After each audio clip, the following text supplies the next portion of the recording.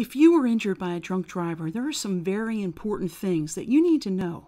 Insurance companies are very afraid of drunk driving claims, and here's why. Drunk drivers may be assessed with something known as punitive damages. You see, when you or a loved one are the victim of a drunk driving accident, a couple of things could happen. First, the drunk driver will hopefully be punished by the criminal justice system. That may mean jail time, fines, and loss of driver's license. That's the part that we all hear and know about. But there's another potential fate for the drunk driver. That driver could be punished by the civil justice system. And that punishment is paid by the awarding of money or punitive damages to the victim. I know it all sounds so complex.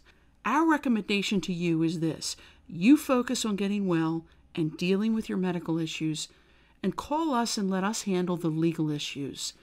Time is of the essence in these situations because investigations must be commenced as soon as possible so that evidence is gathered and preserved.